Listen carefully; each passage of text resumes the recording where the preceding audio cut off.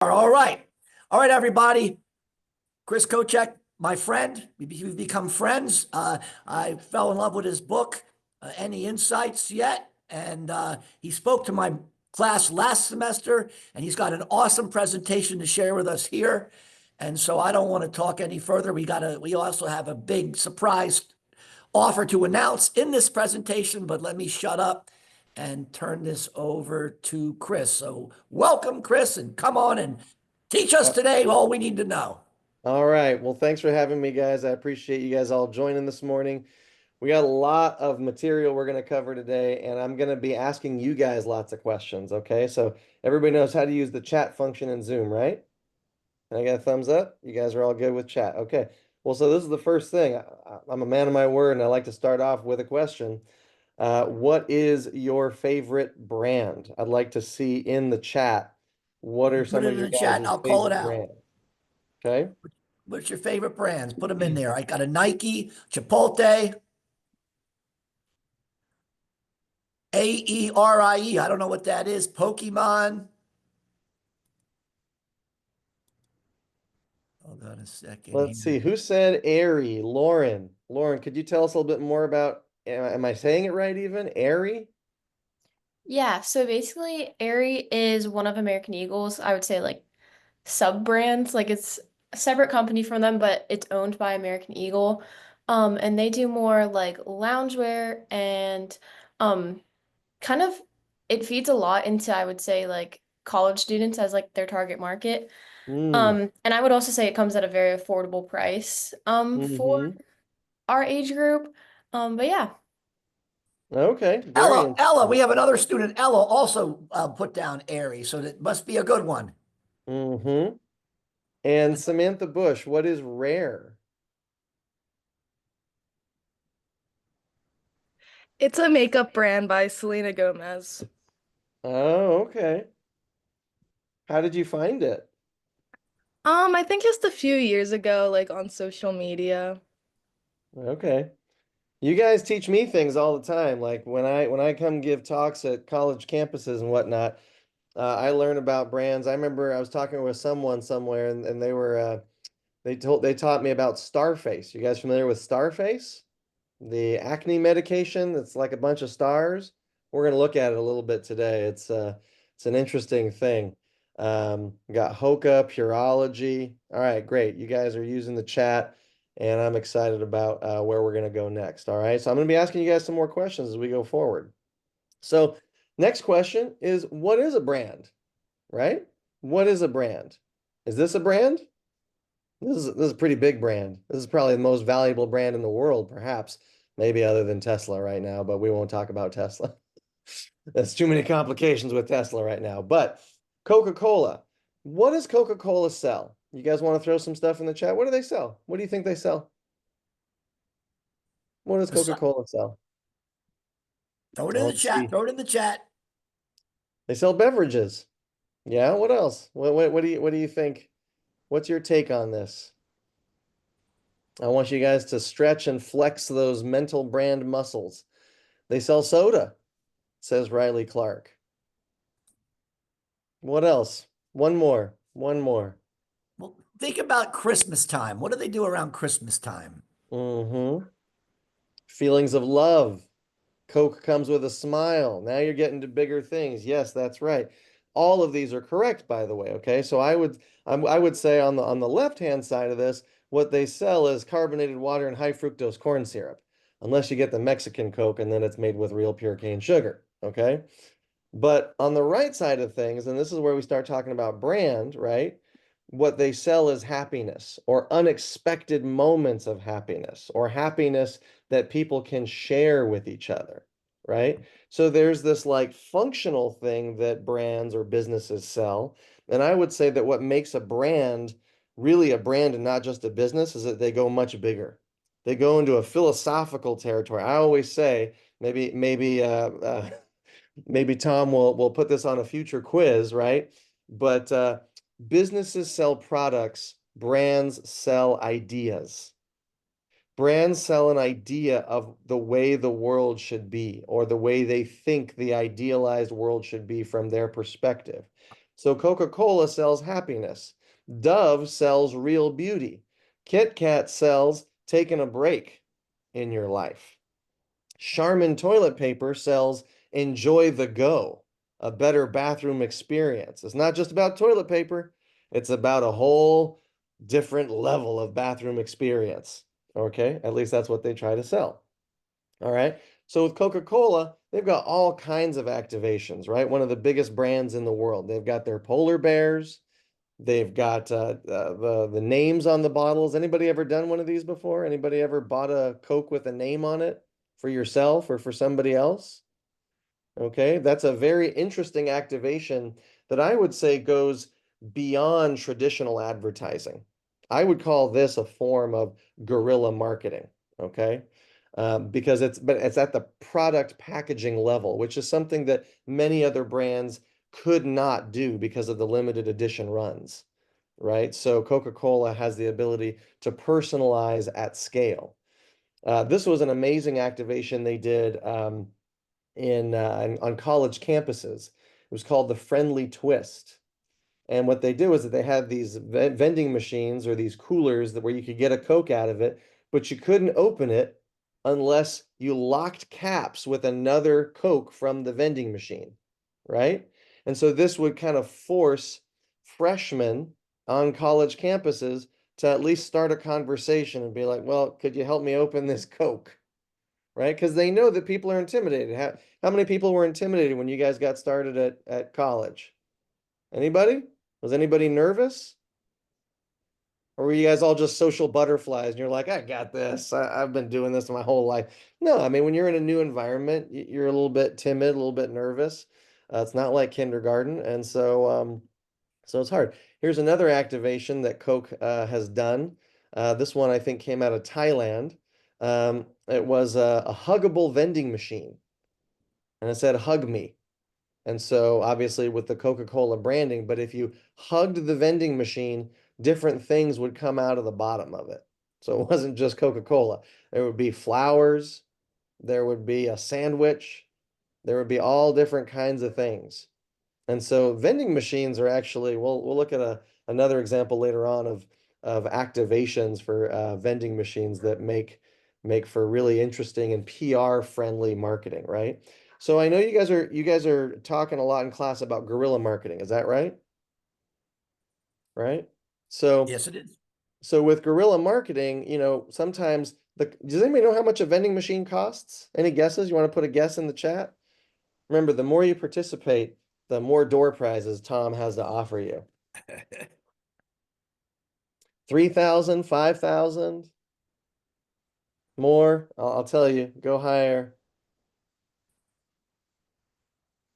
Vending machines, well, actually, they might cost them. There's the overall activation with the vending machine, like when you're doing stuff with the vending machine, but you're looking at somewhere between 30 and 50,000 was last I checked. Okay, depending on how complex the vending machine is. But when you think about that compared to a traditional ad campaign, where you're going to be spending hundreds of thousands of dollars or millions of dollars on a media buy, but if you do a super cool vending machine that nobody's ever seen before, and you get PR crews or you get the news crews to come out to cover the story, you could potentially generate millions of dollars worth of impressions because of this one-of-a-kind vending machine, right? But then you got to really coordinate the PR activation around that, okay? So here's another one that they did where I'm not sure what the location was. If anybody can read the language over on the far left, I'm not entirely sure where this was activated, but it's a super interesting campaign activated around Valentine's Day, where they outfitted the vending machine with a camera. And if you were a couple and you showed your love in front of the vending machine, it would give you 2 Coca-Colas, right? So one for each of you. But you couldn't just stand there in front of the vending machine. You had to kiss your significant other or show that you loved them in some way, shape, or form. Maybe a hug would be good enough, but that's another activation. And again, filming these things and showing people's reactions is a great way to garner a lot of additional media attention.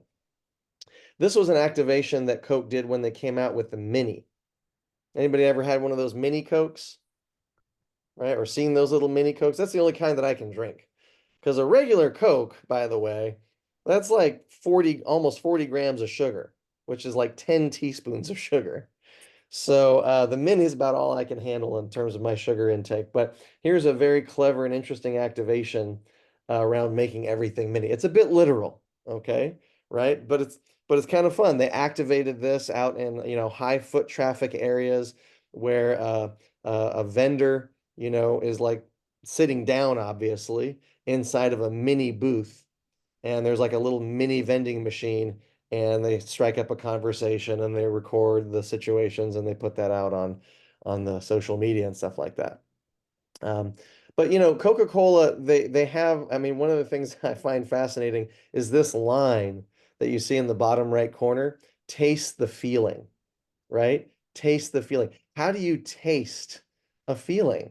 It feels like a paradox or an oxymoron, right? And so that's one of the things we're going to talk about is how do you get to that emotionally rich place for a brand to activate in some very interesting ways, okay? So back to what is a brand, all right? So we just talked about Coca-Cola, okay? So now I want you guys to put in the chat, what do you guys think a brand is? Don't give me examples of different brands, but what do you think makes up a brand? What is a brand in its core essence? There's no wrong answers, so just put what you think. What's a brand? I'll lead the witness here just a tiny bit, okay? Is a brand a logo? Or is that part of a brand? Evelyn says it's loyalty. Loyalty. Yeah, I Veronica mean, says, okay, let's see. We're getting a lot of good stuff here now. sells a product and a feeling. It's a representation of a product. It's what people think about a company. Yes, it's your associations with that brand, right? It's your reputation. Absolutely. Anybody ever thought they loved a brand and then the brand did them wrong one time and you're like, you're dead to me? Does that ever happen to anybody? Kind of happened to me with Apple Maps. I mean, I love Apple products, but one day I was using Apple Maps. It was a long time ago. I don't think I've ever gone back to use Apple Maps again because I was looking for a library and it took me to a construction site. And I was like, okay, this is a dead end. Apple Maps, you're not up to date as much as you need to be. And so I've just never gone back and used them. So it is all of these things. Now, in terms of the parts that make up a brand, right? Sometimes I get students be like, a brand is a logo. Well, no, it's more than a logo, right? It's your logo, it's your colors, it's your fonts, your words, your graphics, your packaging, your photography, your icons, your mascot, your ads, your website, and it's a lot of other things as well, right? It's all of those things make up your brand, including your customer service, right? You might say you love a brand and then you get on with a customer service agent, like, oh, geez, you guys dropped the ball here. Anybody ever had a really good customer service experience with a brand that you can think of? Like Zappos is famous for their customer service, right? And people love Amazon, but good luck trying to get a hold of a human at Amazon. The Apple Store typically has great customer service, right? And they're trying to do things online now that make that like extend out to people if they can't make it into the store. What else? Can anybody think of anything else where you've had a great customer service experience with a brand? T-Mobile.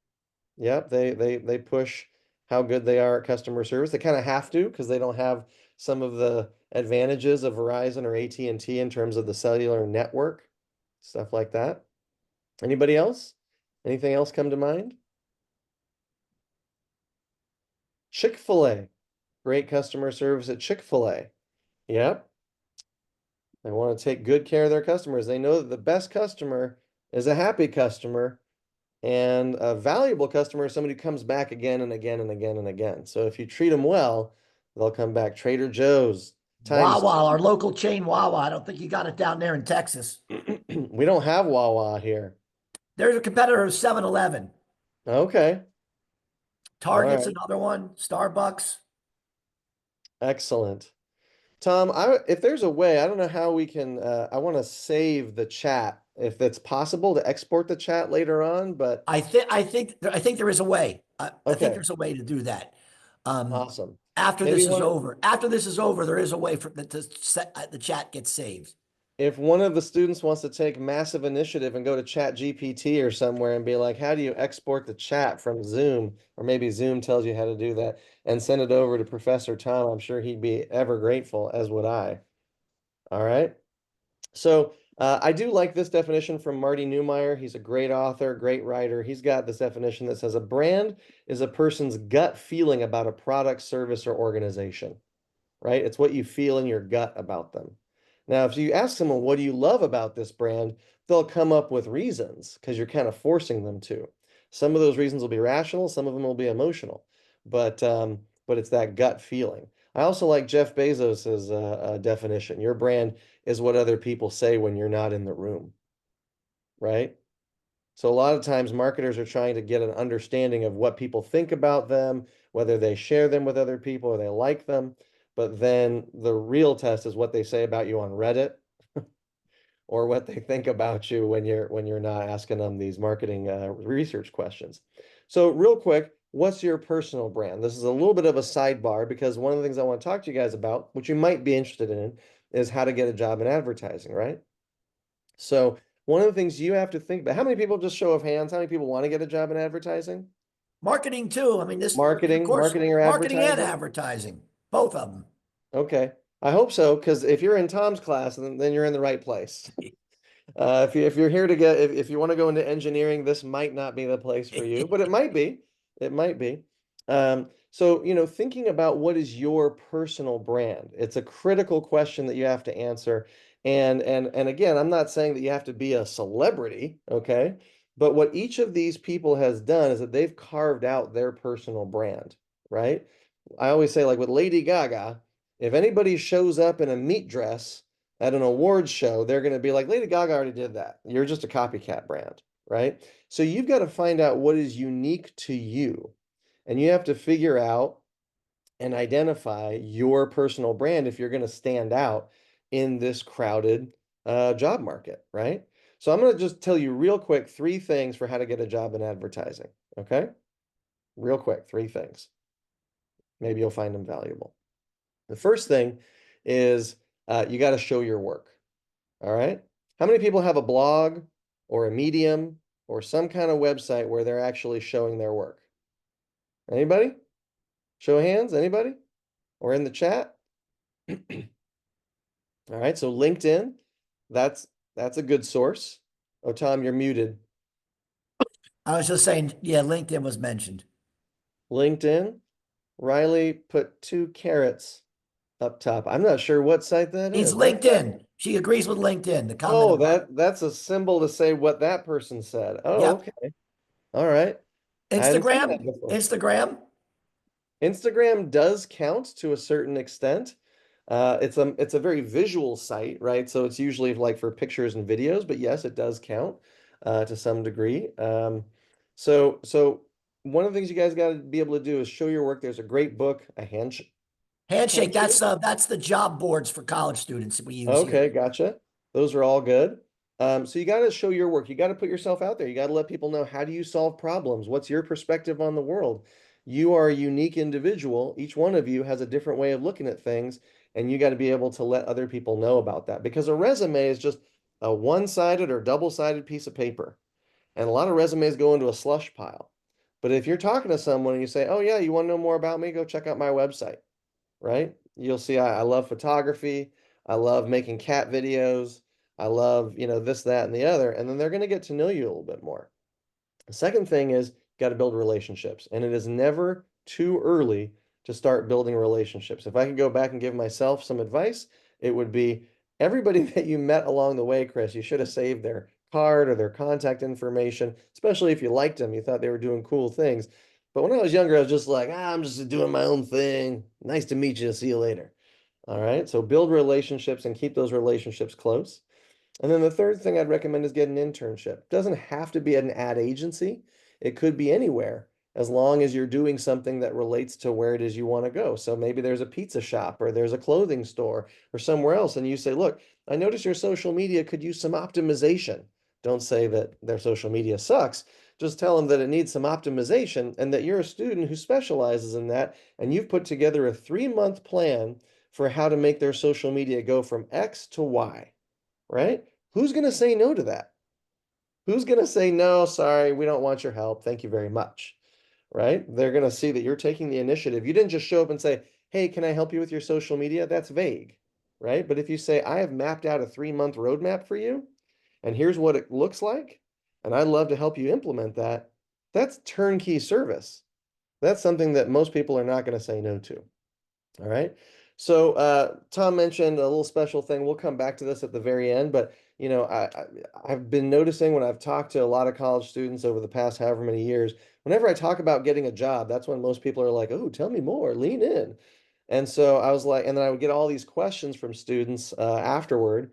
And so I was like, okay, I keep getting the same questions. I'm just going to make an online course. Okay. So I've made this short online course for how to position yourself as a must-hire candidate, how to build a content strategy that makes you a lot more magnetic than just a resume or a cover letter, and then where to focus your energy so that you're connecting with the right people with the right message at the right time. Because a lot of people will tell you, you probably had other guest speakers that like, you know what you need? Got to be curious. Core value. It's true, but how do you show that you're curious? Right. And so that's what the course goes into, is how to develop your personal brand so that you stand out coming out of college. Okay. I finished the course yesterday, everybody, and it's absolutely fantastic. We'll talk more about that later, but I'm a raving fan and highly recommend it. Awesome. I appreciate that, Tom. So, so any questions so far? You can ask me questions about jobs. You can ask me questions about guerrilla marketing. We're gonna be going into some other stuff, but I'm gonna take a pause and a drink of water to let you get any questions off your chest. You can throw it in chat or take yourself off mute. This is an interactive session. You guys will get more out of it if you ask me questions. I hope. Or you can throw it in chat if you don't want to say it out loud. All right, I guess we keep on trucking and just keep using the chat box. I'll throw those questions as they get put. Well, if someone works on YouTube things, does that show up well on stuff? I guess can you show your work on YouTube? Absolutely. I mean, YouTube's the second largest search engine, in the world. So as long as you're tagging what you're doing and you're putting it out there, yes. If you're cultivating a presence on YouTube and you want people to see that, then you point them to your YouTube channel, or you point them to your top 3 favorite videos or your most popular videos, and you say, check these out. And if you're interested, send me a note and we'll talk, right? The So student just asked, how did you, or what was your first job in marketing or advertising, and how did you get it? yeah, so I've had a lot of different jobs in marketing and advertising, depends on which angle. I guess that's really relevant to this class is a guerrilla marketing job, a couple of different guerrilla marketing jobs. One was for Nivea. I was handing out these like Q10 for men lotion packages on subway platforms and stuff like that in Boston. And then that somehow got me on some email list. And then I got an opportunity to try out for Bushmills Irish whiskey. So I came to the interview and I was talking like Johnny from Ireland, and I was like, "Hello, I'm Johnny. I'm here for the job, and I'd like to help you sell some whiskey." And my mom's British, so it wasn't too much of a stretch for me to get to the Irish accent. And they thought I was really Irish, and they ended up hiring me. And so I went all around to Boston, different pubs in Boston, like the Black Rose and elsewhere. And I had $250 a night. No, sorry, $250 per pub. And I was hitting 4 pubs a night to help sell Bushmills Irish whiskey. So I would talk to different people and I'd tell them about the fine distillation of whiskey from Bushmills, that we distill it 3 times. And by the way, if you ever want to do the accent, the first step to the Irish accent is saying oi. The vowel of I is oi, so Ireland and nighttime. And I like a good fight, I do. Yes, I do. All right. So now hopefully you've learned something really valuable in this class, which is the beginning of your Irish accent. All right. Um, so that was the first job. And so guerrilla marketing really actually opened my whole mindset to marketing, because I remember in the first briefing after I got hired, they said, we're going to educate people on the finer points of whiskey distillation. And I'd never heard marketing and education in the same breath. I always thought marketing was just brainwashing, right? You just repeat things to people until they eventually succumb. And I realized that if you activate a campaign in an interesting way, there's this middle ground that's known as edutainment. You guys ever heard that word before? Edutainment. It's both educational, but it's also entertaining. And when you wrap the education inside of an entertainment envelope of sorts, it makes the what's the phrase? Makes the medicine easier to swallow, or a spoonful of sugar helps the medicine go down. A spoonful of entertainment helps the education go down, right? So that was my first job. Now, in terms of ad agency, I got hired at BBDO New York, was the first agency I ever worked at. And there is an interesting story about that. So yeah. Yes, edutainment is very cool when it's done right. And a lot of guerrilla marketing is edutainment, right? So it's a fun activation that you kind of can't turn away from, because you don't see these things usually in your daily life. So let's move forward. But as you guys think of additional questions, just pop them in the chat. I'll stop at any moment to answer a question, okay? Because your question shows your curiosity. All right. So how do you get to activations like this? Anybody ever heard of liquid death? Show of hands. Anybody ever heard of elf makeup? All right. So how do you get to activations like this? Well, you can hear more about this particular activation on my podcast, Any Insights Yet, which is by the book of the same name. All right. Andy Pearson, the VP of Creative at Liquid Death, talks about how they came up with this and the thinking behind it. How do you come up with ideas like this, where you turn the entire label around on Heinz ketchup? How do you get to Pizza Hut's Resumes pizza box activation? From Mischief, wonderful agency out there in New York, right? So you get there through insights. And that's my personal brand. I am all about insights. I love building insights, reframing questions to get to insights. And that is how you get to some of these great ideas. So what the fuggadocio is an insight? You might be asking yourself or thinking to yourself, right? Well, when you have an insight, it feels like this. Anybody ever had that feeling of like, I think I just noticed something that nobody else has noticed before? Anybody ever feel that way? All right. Now, usually I'll ask, what's one of those things that you've noticed? And then it's like a deer in the headlights moment. Like, I can't remember exactly what it was, but I know I felt that way before. So here's the thing. You got to be prepared to answer that question. So great planners, strategists, account managers, creatives, they are always taking notes. They don't let the moment slip by. If they've got that aha moment, they jot it down. They write it on their hand, right? And they get it captured so that they don't lose it, okay? Because here's the thing. When you have that moment, like, oh, I think I've noticed something, that might be the insight. That might just be the beginning of an insight. The real thing, the real challenge with developing an insight is the articulation. Getting that aha moment to occur in just 10 words or fewer so that you can brief your creative team.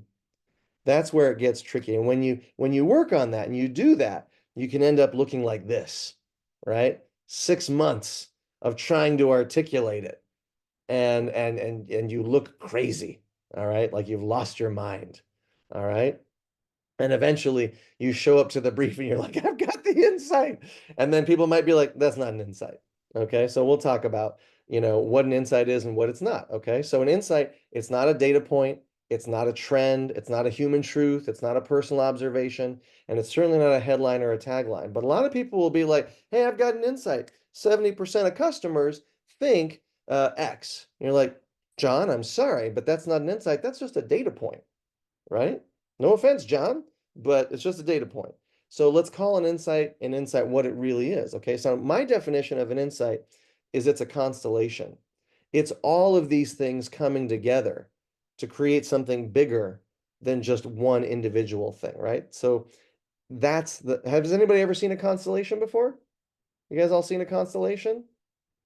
Right? The Little Dipper, the Big Dipper. Okay.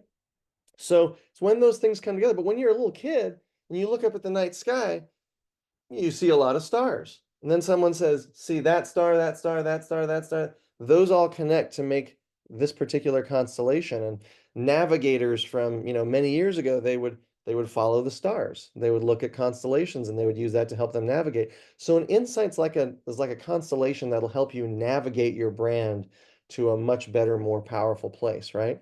So it's all of those things combined. And that last part, that careful articulation, that's really critical to the whole insight building process. And I talk a lot more about it in the book, Any Insights Yet? But here's a quick cheat sheet for you guys, okay? If you ever want to know, do I have an insight? I think I have an insight. I noticed something. You can gut check against this. So the first thing is, does it inspire action? This might be on a quiz from Tom. So you definitely want to take notes on this, all right? So it inspires action. It's got to be not obvious, right? So you can say, oh, I got an insight. Parents are time poor. College students are time poor. Yep, that's my insight. And you say, that's everybody knows that. So it's got to be not obvious, or you got to reframe it in a unique or interesting way. It's got to be simple to explain. That's that articulation piece, just 10 words or fewer, clear language. It should include key data, observations, or trends. But remember, those things aren't the insight. They're just the supporting material. It's got to give your brand a clear advantage. If it doesn't connect back to your brand, then it's not an insight for your brand. It might be an insight for another brand, but you got to make sure that your aha moments connect back to your brand that you're working on. A human truth, right? It's got to be something that everybody can relate to. And it doesn't always have to, but if it can tap into a cultural tension, then you're probably working, or as they say, cooking with gas at that point, right? So if you can check the box on 5 of the 7 things here and say, I think I might have a genuine insight, then there you go. All right. So now, how do you build an insight? All right. That's what we're going to get to next. Can anybody read what's on the screen? Because this is the secret to building an insight. This is the first secret to building an insight. Can anybody see that? Again, whoever can read the screen and put it up in the chat, I'm sure there's a lovely door prize for you. Oh my gosh, everybody's coming in. They got it. Find the patterns. Find the patterns. Yes, that is right. Find the patterns. There's a lot of noise out there. You got to be able to find the pattern inside the noise, right? So a lot of times, anybody like to watch the crime shows? The CSIs, right? So our job as insight hunters or insight builders is to connect the dots. This is kind of like a constellation, but on a different format, right? Different playing field. So instead of constellations in the sky, it's constellations to figure out who done it. What's the motivation, right, of the murderer, okay? But here's the thing. This is a little bit counterintuitive. In marketing, we try to find the patterns so that we can find a break in the pattern. That's one of the real secrets to being able to build an insight is you're looking for patterns so that you can find the exception or the break in the pattern. And that usually is what leads to that aha moment a lot of times, okay? Because the thing is, you want to be able to stand out in the sea of sameness. That is the big goal when it comes to marketing and insights. Because when you're younger, anybody ever have this experience? Show of hands. When you were in middle school, if you did anything to stand out sometimes, what happened? It's a harsh reality, but it happens. We get picked on. We get bullied, right? And so we are hardwired to want to stay with the pack, right? Don't stand out, because if you're out in the jungle somewhere and you stand out, if you're on the Serengeti and you stand out, you're going to get picked off by a lion or a hyena, okay? But in marketing, that's exactly what we have to do. We have to help ourselves and help our brands stand out in a sea of sameness. So a lot of times you'll see brands be like, oh, what are they doing?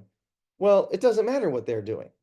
You've got to find, I mean, it matters in so much as you don't want to copy them. You got to come up with something that's unique. Okay. You guys give me 1 second. Someone's knocking on my door. I'll be right back.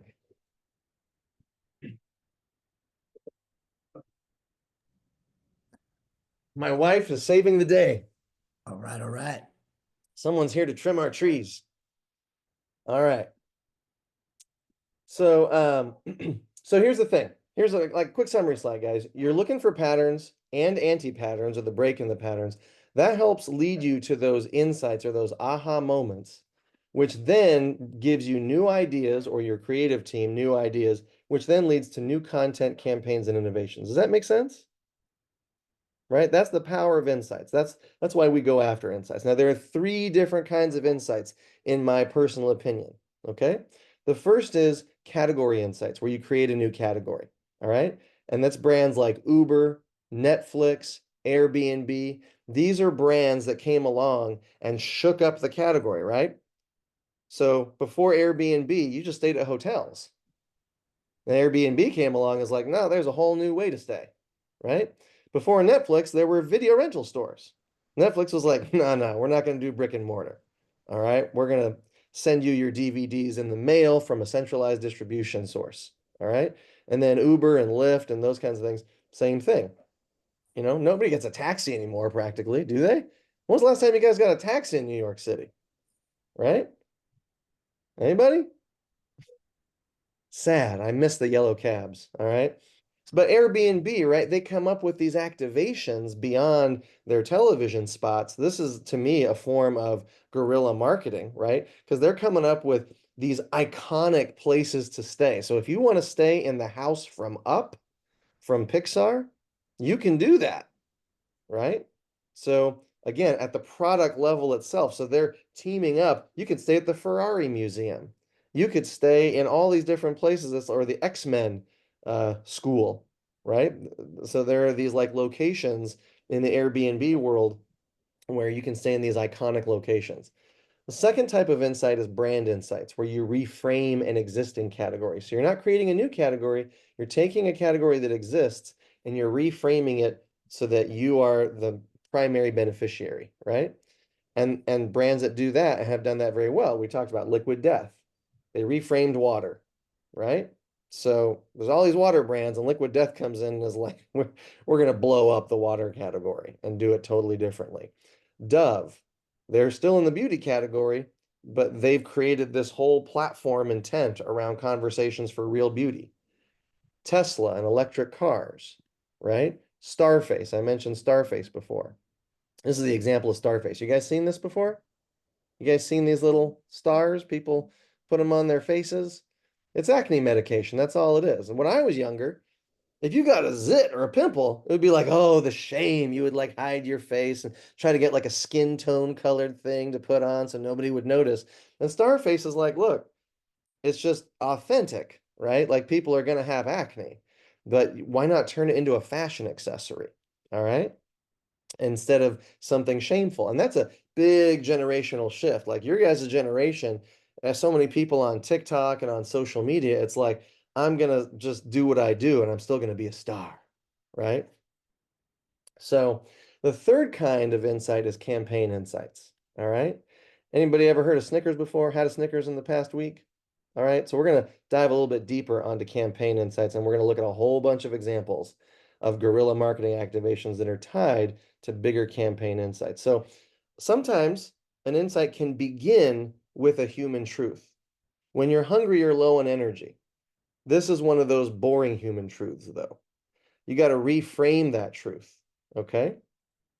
If you reframe that truth, which they did, you get to this place of an empty stomach can change the way you act.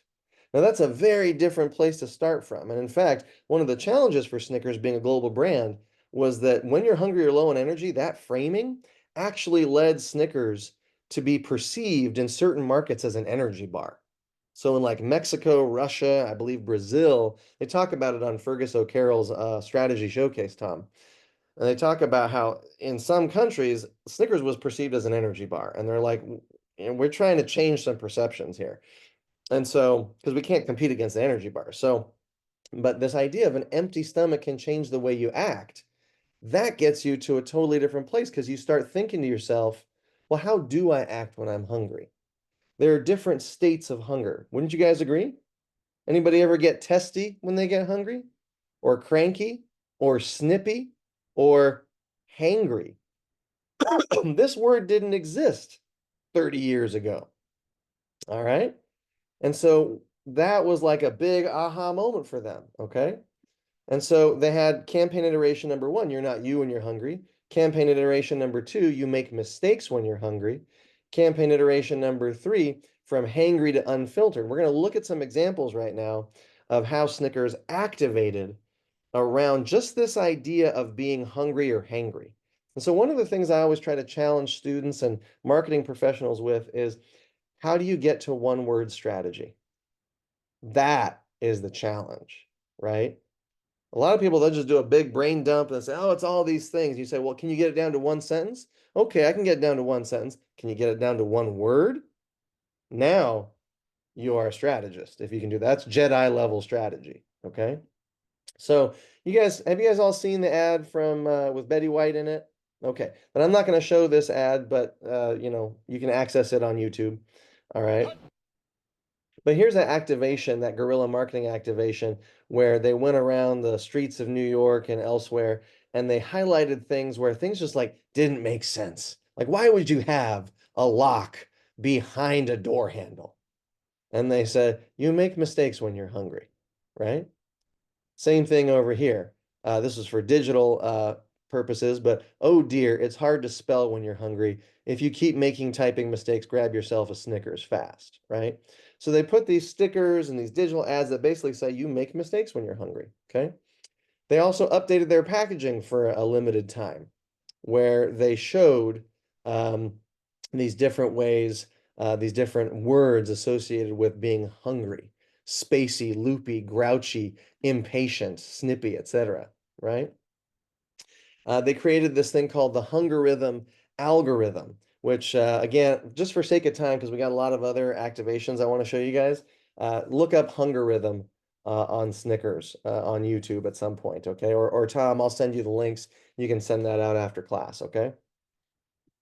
I'm gonna skip this one because there's some other ones I want to show you guys. Here's a Snickers Gate. This one, oh man, you got to be bold to do this one. All right. So we're going to watch this one. Now, this was out of the UK. Okay. It was either the UK or France. We're going to find out. Let's watch. Pète des sneakers, je vois, c'est tout blanc à l'intérieur. C'est quoi ces histoires là, wesh? France. Les mecs là, c'est quoi les bails?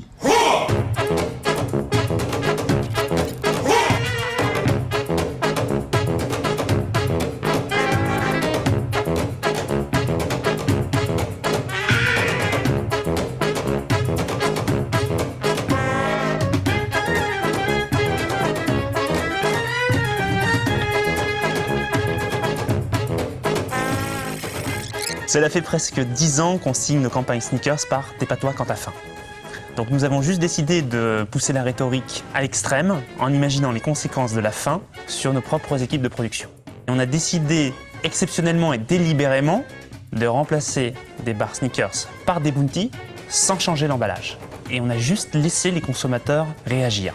C'est au moment où tout le monde commençait à croire à une erreur de production, on a révélé la supercherie.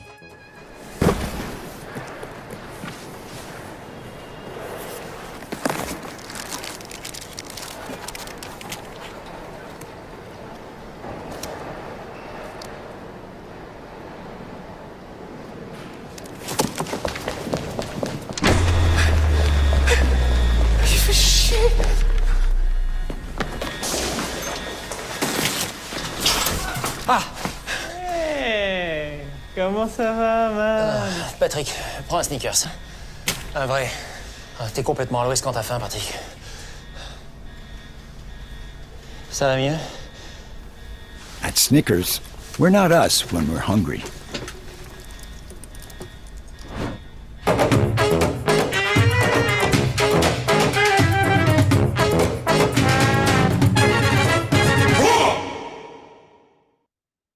All right, so a lot of different touch points, right? They made the ad, but they also you got to be brave to replace another. Bounty is obviously a candy bar out there across the ocean. And so I don't think we have Bounty here, do we?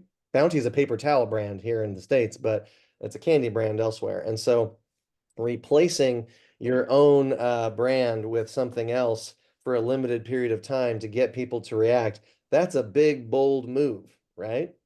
And so it's probably still under the mothership umbrella. I'm sure Bounty is owned by Mars as well. So it's not like they're giving away market share to anybody else, but it's a very powerful activation. Okay. And you saw it in this particular case study, but I call it the WTF moments.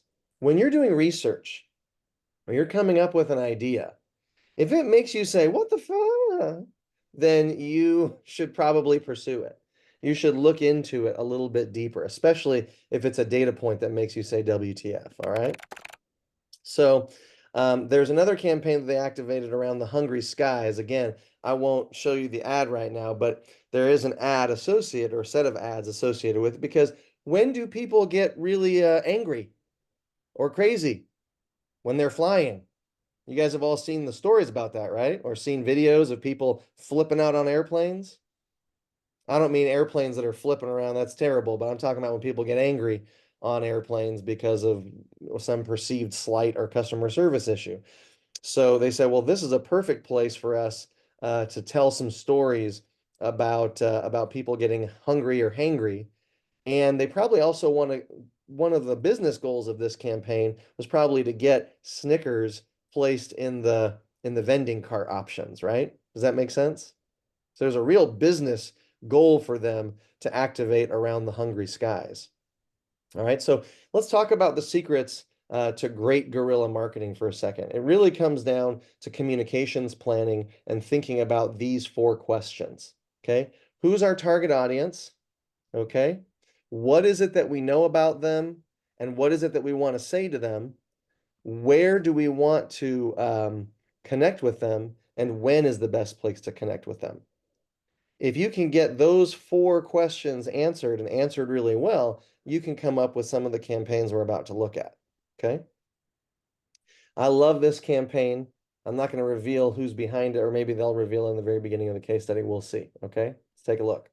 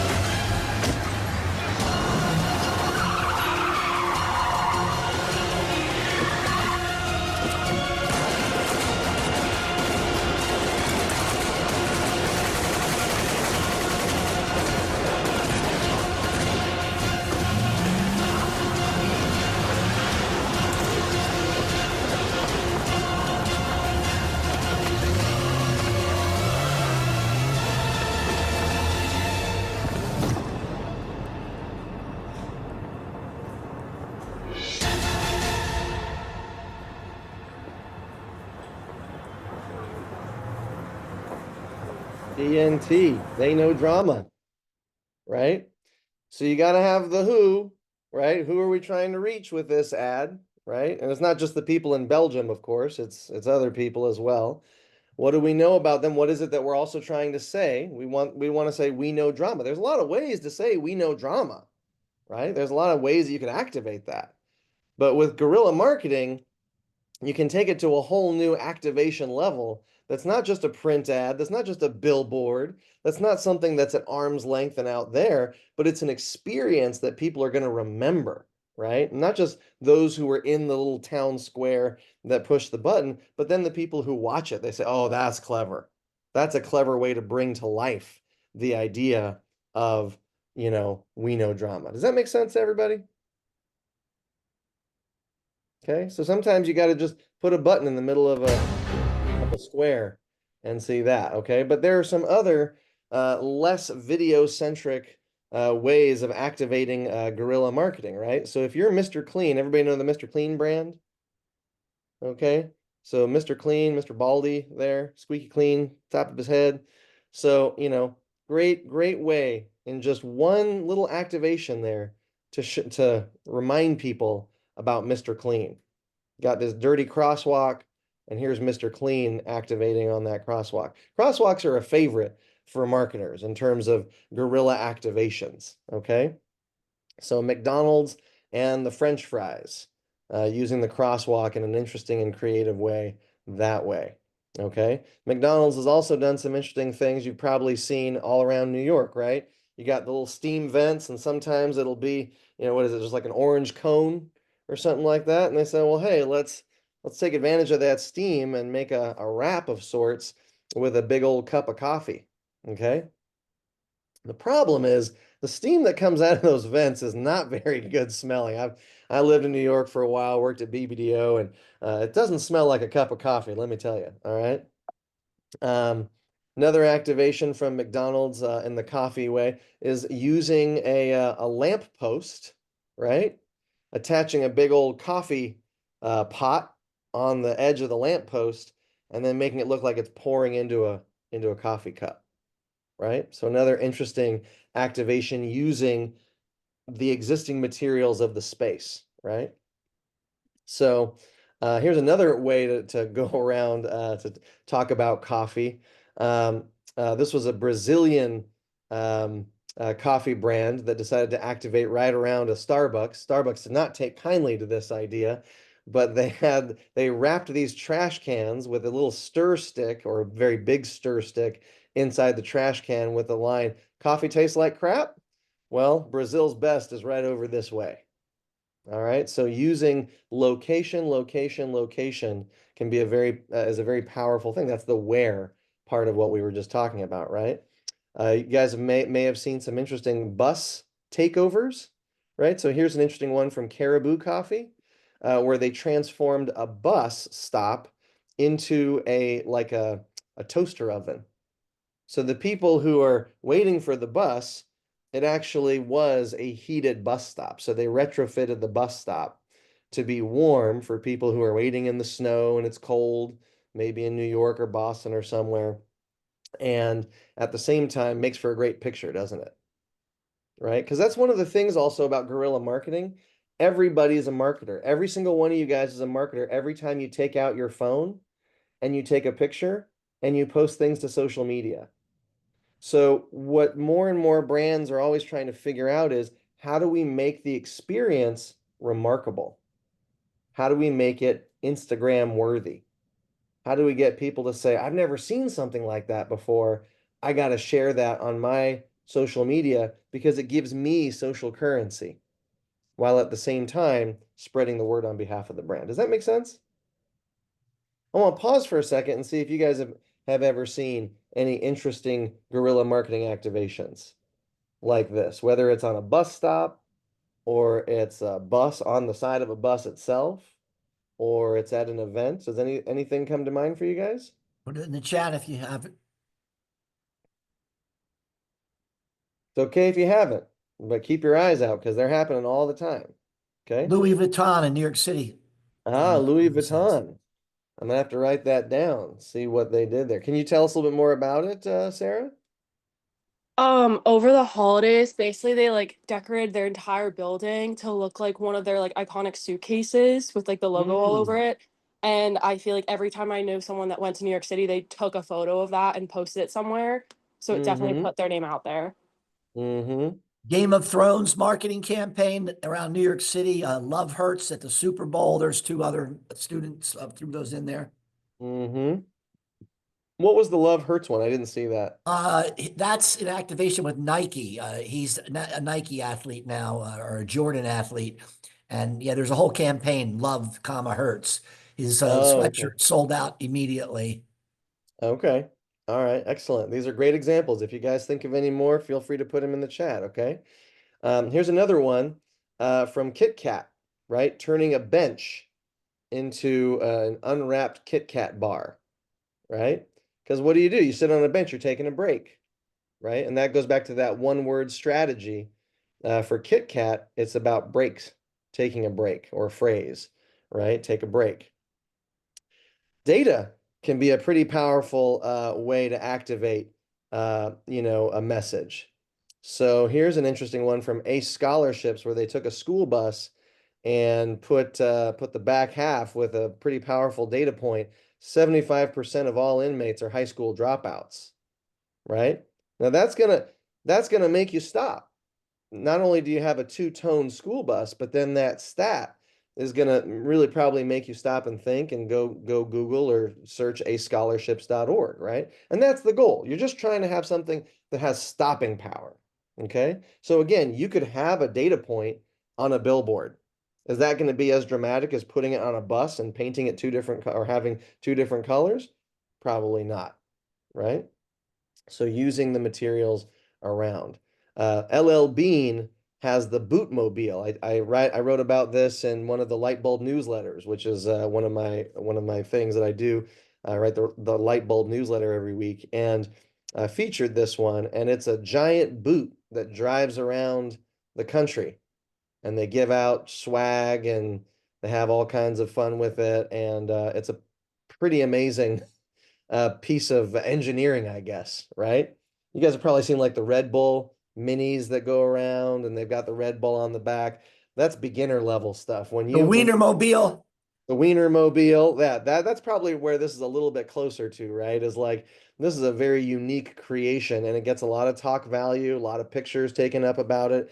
The Minion blimp, or the Poppy vending machines. Tell me more about this Poppy vending machine, Jillian. I'm not sure if this is exactly guerrilla marketing, but all over social media they were having Poppy was delivering vending machines to different like online influencers. Oh yeah. They would just like show up outside of their house and it would be like a vending machine that was like bright and neon. And Poppy Mhm. just got sold for what, 2 million? Pepsi just bought him for what, 2 billion or some crazy thing like that. Something like that. Yeah.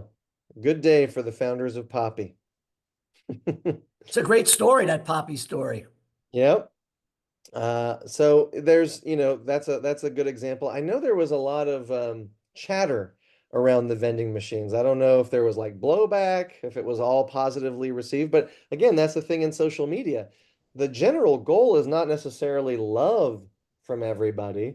Sometimes, or a lot of times, brands will put something into social media to instigate a conversation, right? Because the platform itself, they know that if you're engaging, if you're angry, if you're mad as hell about something, you're going to be talking about it. And unfortunately, for some of us, some brands think that any talk is better than no talk, right? Even if it makes us angry once again. How much anger can we have? All right. Here's another activation from Jeep, which is perfectly on point and on brand, right? With Jeep, you can park anywhere because it's a Jeep, right? You don't have to live by the rules of parallel parking. Or another parking example from Allstate, where they anchored this car to the edge of a parking lot. It looks like the car is going to fall out of the parking garage. And their tagline, "Are you in good hands?" One of their taglines. They've got many campaign taglines because they've got mayhem, right? So another great activation. So it's a billboard, but it's a special kind of billboard. You've got Ricola, right? With the literal wrapping of the elevator pitch. A cough kills an elevator pitch. A cough wears out your welcome. So make sure you have Ricola, right? Interesting activation there. I love activations like this, where again, it's very bold, it's very strange. But everybody talks about getting a six-pack, things like that, not just in abs, but in beer. And so Pabst Blue Ribbon decided to do the 99 can limited edition family pack. These were real packs that they made, and they got a lot of news mileage out of it. Or this example, right? Somewhere to represent the European Open, they took this kind of cobblestone street idea and made it made a huge tennis ball. So either, I think with guerrilla marketing, you either make something really, really big or you make something really tiny. Usually it's really, really big, right? Something that's larger than life or oversized. What's the Chappelle Roan's Giver ads? Chapel Roan's a Oh, musician, sorry. Chapel and Roan. it's okay. And she just had a song come out that was Mm-hmm. called The Giver, and for advertisements, which she hadn't really done much for a song 'cause she's like very new, she Mm-hmm. had like billboards and posters and like bench advertisements and stuff like that that had her Mm-hmm. dressed up as like a plumber, a lawyer, a detective, and it had like lyrics from the song, but then being like, oh, like give us a call if you need help type of thing. And so it was like Mm-hmm. disguised as these ads for businesses, and then it had a phone number you could call, and you'd get like information on the song from the phone number. Nice. Very interesting. Very clever, right? The sort of takeover concept in a particular geographic area. This is Especially one for of an those artist to stand out, a musical artist to stand out in this crazy world is hard to get noticed. very hard. Let's see. I'll throw my hat in the ring for musicians. Tyler, the Creator, put out billboards similarly for an album of his that says, "Call if you get lost," and it was a preview of his music. Very clever. Tyler, the Creator. I'll write that one down. I love these examples, guys. Thank you for participating and sharing ideas that come to mind. I hope I'm inspiring you, and you're certainly inspiring me. Um, so here's one that we actually made for Nadamu. We had made a shirt for them. This was many years ago. Nadamu's a dairy-free ice cream. We made a shirt for them that said, "Want a spoon?" Right? Nice little double entendre. Okay, so you want a spoon to eat some ice cream, you want a spoon in a romantic way, okay. And then somebody else at the trade show happened to have a shirt that said, "Fork me. This is good." And so we're like, oh my gosh, we have to take a picture. This is what's the odds? What are the odds that this would happen, that you guys would come together? So that's a good example. For Vital Farms, we made something for their Hot Luck Lounge out here in Austin, where we made a giant egg carton that you could sit in, right? And they're pasture raised eggs. And so that was like an event activation where it's like, how often do you see a giant egg carton where everything, you can actually sit in it like it's a lounge? And then we also made this skee ball activation because their whole brand is around bullshit free eggs. Okay. They say, look, cage free, free range, those are bullshit terms. It's not real. Okay. Those hens are like basically trapped in a barn. Okay. But we're pasture raised. So they created this game and we helped them create the game, which was skee ball. Anybody ever play skee ball before? Where you roll the balls up the ramp and it's a fun little game. Well, usually the areas that are like the highest points that nobody ever gets, they said everybody would yell bullshit when they hit those points. But if they got the lowest score, that was kind of actually like the highest score for them, and then they would win swag and all that other kind of stuff. So their whole activation was call bullshit on cage-free and pasture-raised eggs. So we helped them design that. So we've got some experience making some event activations for different brands. But here are a couple techniques that you guys can use to get to some of these aha moments. Okay, so one technique you can use is ask what if more often, right? It's the heart of all imagination. Okay, so why do you do it? Because you're trying to get to innovation and imagination in a brainstorm. You're trying to look at the world from a different angle, right? Where normal rules don't apply. And you're also trying to think outside the box of standard reasons to believe, right? Rational reasons to believe. These kinds of activations is not about rational thinking. It's about creating an emotional experience that you can't forget. Okay.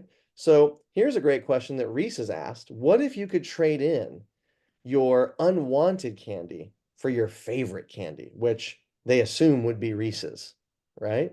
Everybody's had that. Does everybody remember in Halloween getting crappy candy? Right? You're like, oh, this sucks. Wish I could do something with this. Well, Reese's like paid attention to that complaint on social media, identified that deep human truth around Halloween, identified a whole bunch of candies that a lot of people don't like. I'm sorry if one of these is one of your favorites, okay? But these are apparently some of the most hated candies out there, okay? And they said, we're going to make a vending machine that's a candy converter. So you put in unwanted candy and you're going to get out a Reese's. Okay. And this led to like $1.2 billion or 1.2 billion impressions from one vending machine in Jersey. And people were lining up to convert their candy. All right. So it's a very clever activation. Another question that you can ask, which is kind of along the lines of what if, but is a little bit different, is what's the real problem we're trying to solve, right? So Domino's, you'd say, oh, they're in the pizza business. Yes, they're actually in the delivery business. That's the real game that Domino's is in delivery. And you know what messes up a good pizza delivery? Potholes. It jacks up. It makes the pizza box fly all over the place. So they're like, our enemy here is potholes. We're going to go pave a bunch of potholes all around the United States. Okay. And they came up with this. 600,000 flat tires, 40,000 blown shocks, and countless wrecked pizzas. Despite the popular sentiment that infrastructure is not a sexy or glamorous topic, we, a pizza company, decided to pave potholes where our customers needed it most. Domino's Pizza has launched a new campaign. Not because we wanted to fix infrastructure. It's called Paving for Pizza. But because bad roads can ruin good pizza. In just the first week, people in every state nominated their town on pavingforpizza.com. On their behalf, we worked to partner with local governments. We got some no's. We're gonna have to say no for the time being. But plenty of yeses. I just wrote down yes to everything. I know. Soon we were hitting the pavement. Literally. Beginning in towns like Bartonville, Texas. The response was overwhelming. And we realized we had to help people get their pizza home smoothly, no matter where they carry out. So we committed to paving in all 50 states. We had over 1 billion media impressions. Some of those people couldn't believe a pizza company was paving roads. Vice even filed a Freedom of Information Act request. But many more believed us, invited us, welcomed us. Town council was ecstatic that a private company would want to donate to our road. And thanked us. Doing the Lord's work. For working to keep pizzas safe. Did Domino's help fix America's roads, all for the love of pizza? All right. So again, amazing activation, not a billboard, right? But in all of these different places in a way that's actually genuinely helpful to people, right? I love examples where the ad itself is actually helping people beyond just a messaging activation, okay? 600,000 flat tires, 40,000 blown shocks, and... Hold on. There we go. All right, so we only got 5 minutes left, guys, so I'm going to just skip past these other examples, but another technique is finding the cultural tension. Okay, we can talk about this another day. Lots of cultural tensions out there, okay? And I had some really good examples of this, but I never know how long these things are going to go on my end, so I'm just going to wrap up with a couple things. One is, here are 5 quick tips for how you guys can start to do this. Besides the questions I mentioned, first thing is, and I don't mean to be harsh when I say this, but you got to look up from your phone, right? First thing, you got to look at the world around you. You got to see, how could I do something different with the space? You know, take a photography course. Photography helps you see things in a different way. Learn another language. That can also help you see things in a different way. Always take lots of notes. And more than anything, just be present. That's what these activations have in common, is that presence of mind and saying, look at this space. What if we did this, right? Because then you start to see things like this. You see them all over the place. You're like, oh man, look at that. Like a little chain lock could be a thing for Bruce Lee. Who knows? All right. Not really an ad activation, but I'd like to take time for questions. But again, we're almost at the end here. So I just want to say, there's this book I mentioned that Tom mentioned. Any insights yet? Full of techniques for how you guys can build insights and help supercharge your creative briefs for your campaigns and stand out. Okay. If you're like, I'm not into the reading thing, but I love a good podcast, then here's the podcast. All right. Interview creative directors and strategists and all that. That's free. Okay. And like I said, there's also how to get a job, your dream job in advertising. Okay. So you can either use this QR code, or Tom, I will send you a link to the page. Special deal, the inside deal. And there is a special deal that basically, if you sign up on that early bird wait list and you tell me, you're from Westchester University, I will send over a coupon code for you guys, MKTPROF, marketing prof, right? for Tom's class, just for you guys in terms of being students over at Westchester. Okay. Well worth it. So that's it. I've got 2 minutes, 3 minutes for questions. And as well as I highly recommend everybody sign up for the newsletter. I'll send that around. Chris, you're okay with people reach out to connect on LinkedIn. The other thing is, if you have questions that you didn't have a chance to ask, you send them to me. I'll make sure Chris gets them and we can respond to him. He's very kind at doing that for my students. Anybody have any questions? I know we're running out of time. We got 2 minutes left. Let's do a final question. If not, again, you can send those to me and I'll send them to Chris. This was a fantastic session. Certainly, you know, our tradition as we click out of here, make sure you say thanks or leave it in the chat. And just appreciate you, Chris, for all this great stuff you shared with us today. Absolutely. Well, guys, I'm going to send a follow-up email with a little bit of a feedback form. It shouldn't take more than 2 minutes. I do want to know if this was helpful to you guys and what you liked about it, what was memorable, and what you thought could have been better. Okay? You send it to me and I'll send it to everybody. All right. So all right. Thank you guys so much for your time. Any questions before? Lots of thank yous in the chat. I really appreciate you guys being here. Let me see here. Looks like everybody's just very thankful. It was a great presentation. Awesome. I knew it would be. Well, I appreciate you guys being here. I hope this was a good part of your Thursday. Maybe the best part of your Thursday. Man, I saw all these cool ideas, making me excited about getting into advertising and being creative with my life. So let me know if you have any questions. Follow up with me on LinkedIn, Chris Kocek.